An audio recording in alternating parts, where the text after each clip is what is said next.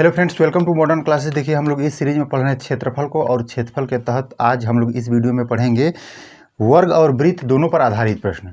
हालांकि वर्ग पर अलग से और वृत्त पर अलग से हम लोग पढ़ चुके हैं कि उसका अलग से कॉन्सेप्ट क्या होता है, लेकिन उससे पहले हम आपको थोड़ा सा कॉन्सेप्ट बताएंगे। उसके जस्ट बाद क्वेश्चन ज़्यादा से ज़्यादा सोल्व करने का प्रयास करेंगे। उसके कॉन्सेप्ट यानी दोनों को मिलाकर क्या कॉन्सेप्ट बनते हैं, उन कॉन्सेप्ट को बताएंगे। तो चलिए दोस्तों, हम लोग वीडियो को स्टार्ट करते हैं, लेकिन उससे पहले आपसे एक छोटा सा रिक्वेस्ट करेंगे। यदि आप चैनल पर नए हैं और सब्सक्राइब नहीं किए हैं तो चैनल को सब्सक्राइब कर लीजिएगा, बेल आइकन प्रेस करके लेटेस्ट नोटिफिकेशन को ऑन कर लीजिएगा। देखिए, हमारा जो कॉन्सेप्ट है वह क्या बनता है, थोड़ा समझिएगा। जैसे मान लीजिए यह क्या है, वर्ग है, यह आपका वर्ग है और यह क्या है, वृत्त है। सबसे पहली बात कि इस वर्ग में क्या क्या बातें होती हैं भैया, तो सबसे बढ़िया बात यह होता है कि इसमें सभी जो भुजा होता है वो बराबर होता है। दूसरा बात कि ए होता है इसका विकर्ण। अब विकर्ण क्या होता है, a√2 होता है। हालांकि ये सब बता चुके हैं कैसे होता है, लेकिन थोड़ा सा जिक्र कर देते हैं। क्या होता है भैया, इस विकर्ण को हम लिखें तो a² + a² ऐसे रूट में करके हम डाल सकते हैं। यहाँ से जो भी कुछ निकलेगा वह विकर्ण होगा, क्योंकि यह एक समकोण त्रिभुज बन रहा है। हाँ, यहाँ समकोण त्रिभुज बन रहा है। यहाँ से होगा क्या कि 2√a² हो जाएगा ऐसे करके, तो यहाँ से a√2 हो जाएगा। समझ पा रहे हैं, इसी तरह से इसका विकर्ण होता है। और इस त्रिज्या इस वृत्त को इसके अंदर एग्जिस्ट कराना होगा, यानी अंदर से अगर जब भरना होगा इसके, तो कैसे इसका वृत्त बनेगा थोड़ा समझिएगा। जैसे कि हम ऐसा कर रहे हैं, ऐसे करके इसका वृत्त बने तो इसकी जो व्यास हो गया वो क्या होगा, यहाँ से लेकर यहाँ तक का व्यास होगा, या यहाँ से लेकर यहाँ तक की व्यास होगी। समझ पा रहे हैं, यह भी दूरी उतना ही होगा जितना कि ए वाला दूरी है। तो इस तरह से जो इसकी भुजा होगी वही व्यास बन जाएगी, इसकी आधा भुजा क्या हो जाएगी, त्रिज्या बन जाएगी। दूसरी चीज़, और दूसरा एक और वृत्त इसमें बन सकता है भैया। कैसे बन सकता है, बाहर से ऐसे करके वृत्त बन सकता है। तो जो बाहर से वृत्त बनेगा वह इसका जो विकर्ण होगा, ऐसे करके समझिएगा। ये दोनों विकर्ण क्या है, सेम है। जो इसका विकर्ण होगा वही इस विकर्ण की वृत्त का व्यास बन जाएगा। यही कॉन्सेप्ट है, और इसी कॉन्सेप्ट के आधार पर हम लोग क्वेश्चन को सोल्व करने का प्रयास करेंगे। तो चलिए दोस्तों, देखिए हमारा जो पहला क्वेश्चन है वह कुछ इस प्रकार से है। कहा जा रहा है कि एक वर्ग की भुजा है वह 8 सेंटीमीटर है, इसमें बड़ा वृत्त का जो क्षेत्रफल होगा वो कितना होगा, ऐसा पूछा जा रहा है। मतलब एक वर्ग है, सबसे पहले इस वर्ग की जो भुजा है वह क्या है, 8 है, ऐसा बताया जा रहा है। 8 8 चारों ओर से होगा। जो इसके अंदर जो वृत्त बनाएगा उसकी भी जो व्यास होगी वो क्या होगी, 8 ही होगी ऐसे करके। तो डी जो होगा वो क्या होगा, 8 होगा। तो जो आर होगा वो क्या होगा, 4 होगा। ये बात समझ रहे हैं, क्योंकि इसकी त्रिज्या जो होती है वो आधी होती है। तो यहाँ से जो क्षेत्रफल होगा यानी एरिया होगा किसका, इस वृत्त का। हमसे पूछा भी जा रहा है कि जो बड़े वृत्त का क्षेत्रफल क्या होगा। हालांकि इसमें छोटे छोटे तो बहुत वृत्त बन सकते हैं, लेकिन बड़ा से बड़ा यही वृत्त बन सकता है। तो उस बड़े वृत्त की त्रिज्या क्या हो जाएगा, 4 हो जाएगा। और पाई इसका क्या हो जाएगा, क्षेत्रफल, यानी कि पाई और 4 का स्क्वायर हो जाएगा, यानी 4 चौके 16 पाई इसका क्या हो जाएगा, आंसर हो जाएगा। यदि मान लीजिए हमें पाई के फॉर्मूले में आंसर देता है तो इसी आंसर को हम लोग अलग लगा देंगे। लेकिन यदि पाई के फॉर्मूले में नहीं देता है तो 22/7 रख के इसको हम लोग सोल्व करके लगा सकते हैं। जैसे 16 × 22/7, 7 से कटेंगे तो कटने वाला तो है नहीं, इसका मतलब इसको मल्टीप्लाई करके ही लिखना पड़ेगा। हम लोग यहीं तक रहने देते हैं। चलिए हम लोग नेक्स्ट क्वेश्चन देखते हैं। तो चलिए दोस्तों, देखिए हमारा जो अगला प्रश्न है वह कुछ इस प्रकार से है। कहा जा रहा है कि 56 सेंटीमीटर त्रिज्या वाले वृत्ताकार तार को यदि वर्गाकार बनाया जाता है तो वर्ग की भुजा क्या होगी। सबसे पहले समझिएगा कि किसी भी वृत्ताकार तार को यदि वर्ग में कन्वर्ट किया जाता है या वर्गाकार तार को वृत्त में कन्वर्ट किया जाता है, तो उसमें जो उसका परिधि होता है वो सेम होता है। क्योंकि तार क्या होता है, एक बॉर्डर की लंबाई है, और उसी बॉर्डर की लंबाई दूसरे की बॉर्डर की लंबाई बन जाती है। इसीलिए परिधि जो होता है यानी परिमाप होता है वो सेम होता है। तो 56 सेंटीमीटर त्रिज्या है, 56 सेंटीमीटर त्रिज्या का एक वृत्त है, इसको वर्ग के रूप में बनाया जाता है और वर्ग की भुजा पूछा जा रहा है। इसका मतलब कि इस त्रिज्या से क्या परिधि बन रहा है वही परिधि उसका भी होगा। तो परिधि हम लोग निकाल रहे हैं 2πr, यानी क्या हो जाएगा भाई, 2 × 22/7 हो जाएगा। और यहाँ ये क्या है, 56 है। 7 8 है 56, 8 दूना के 16, 16 दूना के 32 के 2 हासिल 3, 16 दूना 32, 32 3 कितना हो जाएगा, 35, यानी 352 क्या हो जाएगा, परिमाप हो जाएगा। किसका, इसका, यानी परिमाप नहीं कहें, इसको परिधि कहें। और इस जो एक वर्ग बनाया जा रहा है उसका भी परिधि वही होगा। इस वर्ग का परिधि क्या होता है, परिधि तो 4 × भुजा होता है, यानी 4a होता है। और a का वैल्यू आपसे पूछा जा रहा है।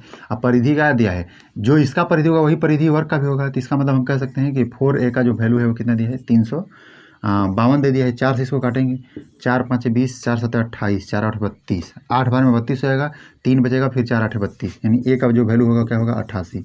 और इसकी जो भुजा होगी क्या होगी भाई, 88 सेंटीमीटर का होगा। समझ पा रहे हैं, ये 56 सेंटीमीटर यदि ये दिया है तब। चलिए हम लोग नेक्स्ट क्वेश्चन देखते हैं। तो चलिए दोस्तों, देखिए हमारा जो अगला प्रश्न है वह कुछ इस प्रकार से है। कहा जा रहा है कि एक वर्गाकार क्षेत्र और एक वृत्ताकार क्षेत्र का जो परिमाप है वह समान है।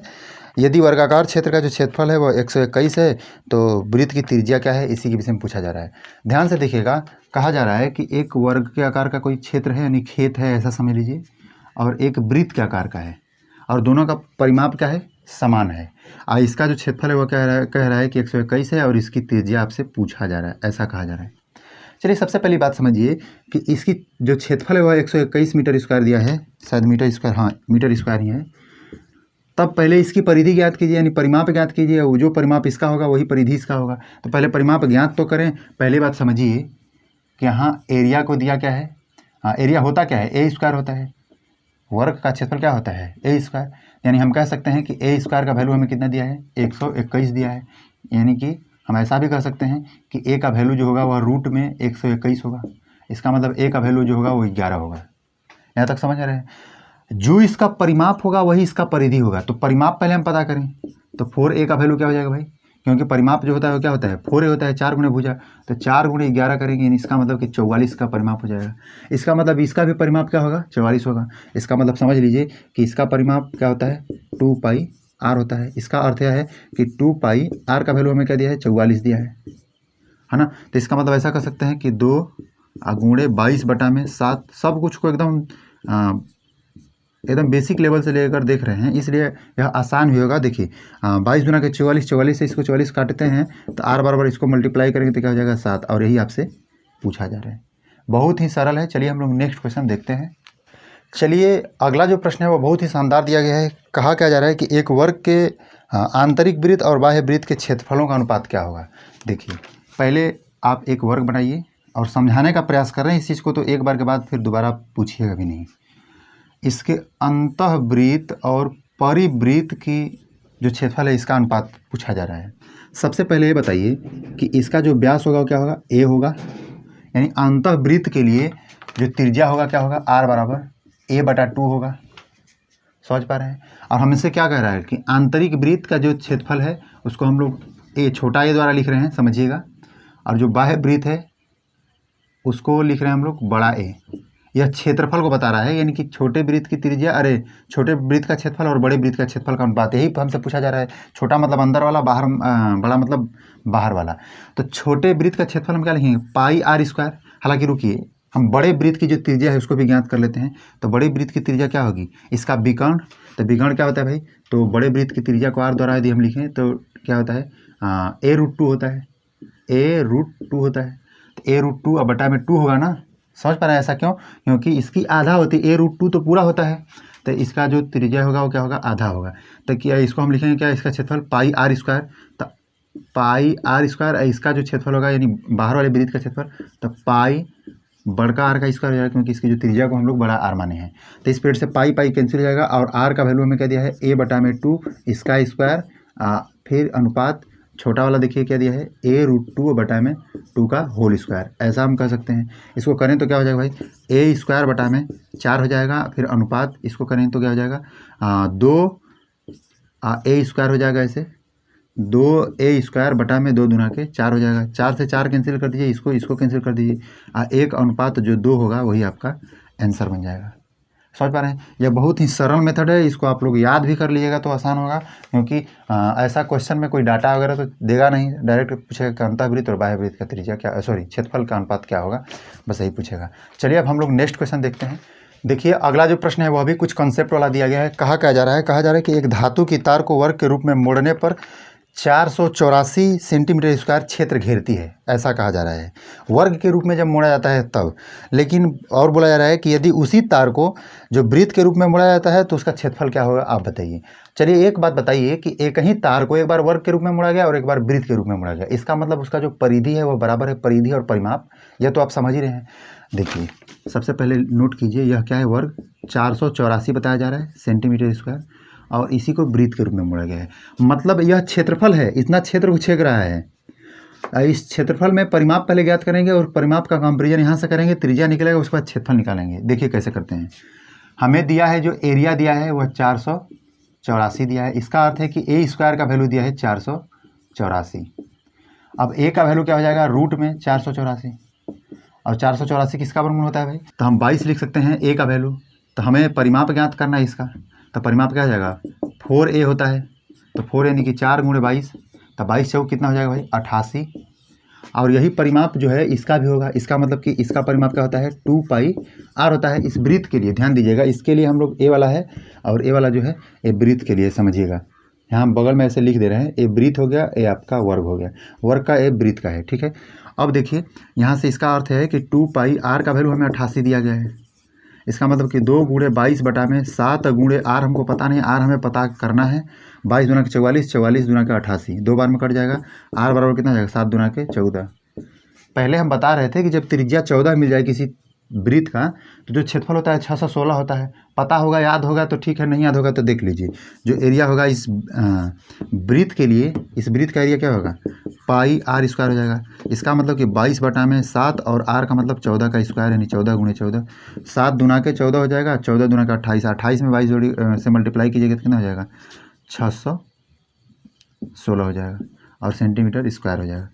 यही आपका आंसर होगा। यह भी सरल है, इसमें कुछ ज़्यादा कुछ दिमाग लगाने की जरूरत नहीं है। इस चीज़ को यदि शॉर्टकट दिमाग से सोल्व करेंगे तो कैसे करेंगे, इसको भी सेम थोड़ा सा सुन लीजिए।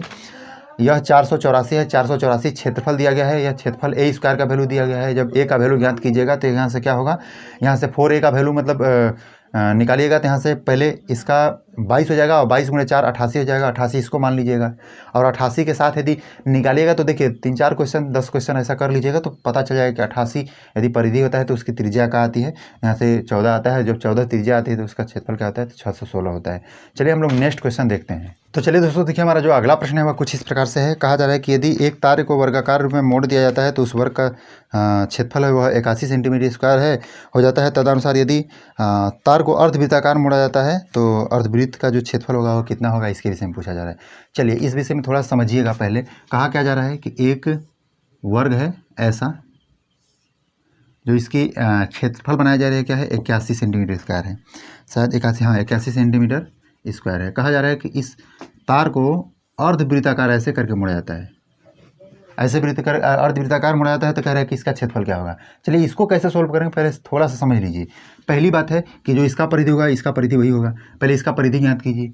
यह ए दिया है, ए का वैल्यू दिया है 81, इसका मतलब कि ए स्क्वायर का वैल्यू दिया है 81, क्योंकि इसका जो क्षेत्रफल होता है क्या होता है ए स्क्वायर, यानी ए बराबर क्या हो जाएगा भाई तो 9 होगा। इस चीज़ को हम डायरेक्ट लिख रहे हैं क्योंकि इसका वर्गमूल निकलेगा तो 9 सेंटीमीटर आ जाएगा। अब इसका परिमाप ज्ञात कीजिए भाई, तो परिमाप 4 है, इसका मतलब कि 4 गुणे 9, 9 चौक कितना हो जाएगा 36, और यही परिमाप इसका होता है। लेकिन उससे पहले रुकिए, क्या होता है इसका परिधि P बराबर होता है क्या पाई आर प्लस डी। ऐसा क्यों भाई, थोड़ा समझिएगा ऐसा क्यों होता है। ऐसा इसलिए होता है क्योंकि पूरा जब वृत्त रहेगा तो पाई आर 2 पाई आर होता है, 2 पाई आर। जब उसका आधा ए वाला भाग देखिए तो 2 से हम भाग देंगे तो यहाँ से पाई आर निकला, लेकिन यही परिधि थोड़ी ना माना जाएगा। इस परिधि में यह भी तो शामिल है, यानी डी भी तो शामिल है, तो इस डी को भी ऐड किया जाएगा। समझ पा रहे हैं। इसका वैल्यू हम ऐसे चाहे तो ऐसे भी लिख सकते हैं 2r, ऐसा कर सकते हैं। तो इस पीरियड में हम कहेंगे इसका जो वैल्यू होगा कैसे दिया गया है भाई, तो 36 के बराबर दिया गया ना, यानी हम ऐसा कर सकते हैं, इसको कॉमन करिए ना, r को कॉमन कीजिएगा तो क्या हो जाएगा पाई प्लस 2 हो जाएगा। और फिर बराबर हम ऐसा कर सकते हैं कि इसी परिमाप का वैल्यू 36 में बताया जा रहा है, क्योंकि इसकी परिधि और इसकी परिधि क्या होगी बराबर होगी। तो यहाँ से देखिए हम ऐसा करेंगे कि ऐसे 22 बटा में 7 प्लस 2, 22 बटा में 7 प्लस 2 बराबर कितना हो जाएगा 36।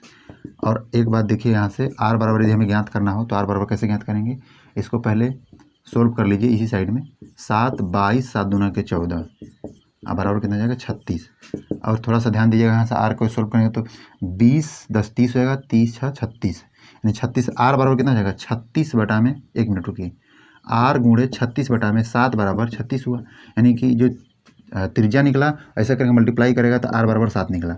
अच्छा, अब हमको उसके क्षेत्रफल ज्ञात करना है, तो क्षेत्रफल उस अर्धवृत्त का क्षेत्रफल क्या होगा, तो अर्धवृत्त का क्षेत्रफल होगा पाई आर स्क्वायर किसका होता है वृत्त का, इसका क्या होगा आधा, यानी पाई आर स्क्वायर बाई 2। यदि हम इसका देखिए r का वैल्यू यदि 7 रख के सोल्व करते हैं, यानी कि 22 बटा में 7 गुणे ऐसे करके 7 गुणे 7 रखेंगे, अब बटा में हमको 2 रखना होगा, 7 से 7 कैंसिल करेंगे, 22, इसको भी काट सकते हैं। इसको जब काटेंगे तो 2 से कितना बार कटेगा 11 से 11 7 77 हो जाएगा ऐसा। 77 सेंटीमीटर स्क्वायर इसका क्या हो जाएगा, क्षेत्रफल हो जाएगा। यह पूरा बेसिक मेथड है, समझ लीजिए। इसमें कोई ट्रिक वगैरह लगा भी नहीं सकते हैं। ट्रिक इसमें यही काम करेगा, जितना फास्ट आपका कैलकुलेशन आएगा उतना ही जल्दी इसको सोल्व कर सकते हैं। चलिए हम लोग नेक्स्ट क्वेश्चन देखते हैं। तो चलिए दोस्तों देखिए, हमारा जो अगला प्रश्न है वह कहा जा रहा है कि 8 सेंटीमीटर त्रिज्या वाले वृत्त के भीतर एक वर्ग बनाया गया है, वर्ग का क्षेत्रफल ज्ञात कीजिए। बहुत ही सरल है। देखिए, एक वृत्त है जिसकी त्रिज्या क्या है, 8 सेंटीमीटर है। इसके अंदर में क्या बनाया गया है, वर्ग बनाया गया है। ऐसे वर्ग बनाया गया है। और कह रहा है इसकी त्रिज्या क्या है, 8 है, मतलब ये 8 है। तो जब ये 8 है तो इसका मतलब पूरा कितना हो जाएगा भाई, पूरा 16 होगा। पूरा व्यास क्या हो जाएगा, इसका 16 हो जाएगा। ये बात तो समझ ही नहीं होंगे। अब व्यास क्या है, 16। 16 किसको दिया गया है, इसके डायगोनल को, यानी विकर्ण को दिया गया है। समझिएगा, डायगोनल को डी द्वारा लिखते हैं। समझिएगा, डायगोनल को क्या दिया गया है, 16। इसका मतलब यह 16 किसको दिया गया है, a√2 का वैल्यू दिया गया है। a√2 का वैल्यू कहते हैं 16 है। तो इसका मतलब कि a का वैल्यू क्या हो जाएगा भाई, तो 16 बटा में √2 हो जाएगा। और हमसे पूछा क्या जा रहा है कि a यानी कि इस वर्ग की जो भुजा तो प्राप्त होगी, वर्ग का क्षेत्रफल क्या होगा, a² होगा। एरिया क्या होता है, a², यानी कि 16 बटा में 2 का √2 का होल स्क्वायर। ऐसे 16 का स्क्वायर कितना होगा, 256 होगा। और बटा में 2 का स्क्वायर, √2 का स्क्वायर 2 होगा। 2 से काटिएगा तो 2 के 2, 2 दूना के 4, 2 8 16, 128 सेंटीमीटर स्क्वायर क्या हो जाएगा, इसका क्षेत्रफल हो जाएगा। कितना आसान है, सिर्फ इसमें लॉजिक को समझना है। यह आपका डायगोनल यानी विकर्ण है। अब विकर्ण की आधे भाग को त्रिज्या के रूप में दिया गया है बाहर वाले वृत्त के साथ। चलिए हम लोग नेक्स्ट क्वेश्चन देखते हैं। तो चलिए दोस्तों देखिए, जो हमारा अगला प्रश्न है वो थोड़ा सा कठिन है, लेकिन थोड़ा समझने का प्रयास कीजिए। कठिन कुछ नहीं, कि सिर्फ कॉन्सेप्ट उसमें डेवलप है। ध्यान दीजिएगा, दो वृत्तों का जो व्यास है, एक ही वर्ग के भुजा और विकर्ण, वर्ग का जो विकर्ण है, ऐसा कहा जा रहा है। फिर कहा जा रहा है कि छोटे वृत्त और बड़े वृत्त का जो क्षेत्रफल का अनुपात क्या होगा, इसके विषय में बता दीजिए। यह तो जस्ट वैसा ही प्रश्न दिया गया है। इसका सिर्फ थोड़ा सा हिंट देते हैं, आप इस चीज़ को सोल्व करने का प्रयास कीजिएगा। देखिए, यह वर्ग दिया गया है। वर्ग में क्या कहा गया है कि दो वृत्तों का जो व्यास है, एक वर्ग की भुजा है और उसके बाद दूसरा क्या है, वर्ग का विकर्ण है। यानी एक वर्ग की भुजा है, तो वर्ग की भुजा पर जब व्यास बनेगा तो इसका मतलब कैसे बनेगा, ये अंतःवृत्त बनेगा। जो भुजा पर व्यास बनेगा तो अंतःवृत्त बनेगा, और जब उसके विकर्ण पर व्यास बनेगा इसका मतलब बाह्य वृत्त बनेगा। और इन दोनों का अनुपात तो हम पहले ही पढ़े। अभी क्या कहा जा रहा है, फिर से समझने का प्रयास कीजिएगा। कह रहा है कि जब दो वृत्त है, उसका व्यास एक वर्ग की भुजा है और एक वर्ग की भुजा है, इसका मतलब अंतःवृत्त है, और एक वर्ग का विकर्ण है यानी कि ए वाला है। तो कह रहे हैं कि उनके क्षेत्रफलों का अनुपात क्या है। तो हमसे पूछा है छोटा वृत्त और बड़ा वृत्त। तो छोटा वृत्त और बड़ा वृत्त का भी हम लोग 1:2 के रूप में निकाले थे वहाँ अभी तुरंत पहले, कि अंतःवृत्त और बाह्य वृत्त के क्षेत्रफलों का अनुपात क्या होता है। चलिए अब हम लोग नेक्स्ट क्वेश्चन देखते हैं। तो चलिए दोस्तों देखिए, हमारा जो अगला प्रश्न है वह कुछ इस प्रकार से है। कहा जा रहा है कि 2 मीटर स्क्वायर क्षेत्रफल वाले वर्ग में बनाए गए अंतःवृत्त का क्षेत्रफल क्या होगा। क्या कहा जा रहा है, देखिए, ऐसा हमें एक वर्ग बनाया गया है और इस वर्ग में इसका जो क्षेत्रफल वो क्या है, 2 मीटर स्क्वायर। कह रहा है कि इतना क्षेत्रफल का एक वर्ग है और उसके अंदर एक अंतःवृत्त बनाया गया है, यानी अंदर की ओर ऐसे करके वृत्त बनाया गया है। कह रहा है कि इसका क्षेत्रफल क्या होगा। अच्छा, उसका क्षेत्रफल ज्ञात करने के लिए, अंतःवृत्त की क्षेत्रफल ज्ञात करने के लिए हमें त्रिज्या पता होना चाहिए। और त्रिज्या कैसे निकलेगा, इस जो वर्ग है, वर्ग के भुजा हमें पता होनी चाहिए, उसी के आधों को त्रिज्या हम कहते हैं। तो भुजा प्राप्त कैसे करेंगे भैया, तो ध्यान दीजिएगा, यह क्या दिया है, ए का वैल्यू दिया है, ए का वैल्यू दिया है 2 मीटर स्क्वायर।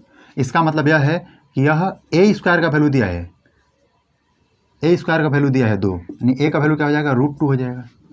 जो त्रिज्या होगी आर होगी वो क्या होगी, तो √2 बटा में 2 होगा, ऐसा होगा क्या। और उसका क्षेत्रफल क्या हो जाएगा भाई, तो हमें जो ऑप्शन दिया था वह भी पाई के फॉर्मेट में दिया था, इसलिए हम जो वृत्त की जो क्षेत्रफल निकालेंगे वो पाई के रूप में ही निकालेंगे। पाई स्क्वायर होता है, तो पाई हो जाएगा, आर का वैल्यू कितना हो जाएगा, √2 बटा में 2 का होल स्क्वायर। समझ पा रहे हैं, यानी पाई इधर क्या हो जाएगा, 2 बटा में 4 हो जाएगा, 1 बटा में इसको काटिएगा तो क्या हो जाएगा 2। यानी हम कह सकते हैं कि पाई बटा में 2 मीटर स्क्वायर इसका क्या हो जाएगा, क्षेत्रफल। इस मतलब ये तो सिर्फ सिंपल क्वेश्चन था। थोड़ा सा इसमें छोटा डाटा मीटर स्क्वायर ऐसा करके कंफ्यूज करता है, तो आप इससे थोड़ा भी ना घबराइए, बल्कि अपने कंसिस्टेंसी को लगातार बनाए रखिए, पेशेंस को बनाए रखिए और क्वेश्चन को सोल्व करने का प्रयास करते रहिए। और किसी न किसी बुक को जरूर फॉलो कीजिए। सोच रहे हैं कि केवल हम वीडियो देख लें और तेज हो जाए, तो ऐसा नहीं हो सकता है, ऐसा कभी भी संभव नहीं है। आज सीखेंगे कल भूल जाएंगे, यह निश्चित है। तो चलिए दोस्तों, आशा करते हैं कि जो भी कुछ इस वीडियो के माध्यम से हम आपको बताने का प्रयास किए हैं आप समझ पाए होंगे। यदि ऐसा है तो आप हमारे वीडियो को लाइक कर दीजिए, दोस्तों के साथ शेयर कर दीजिए। आज के लिए इतना ही रहने देते हैं, मिलते हैं नेक्स्ट वीडियो में, तब तक के लिए आपका धन्यवाद।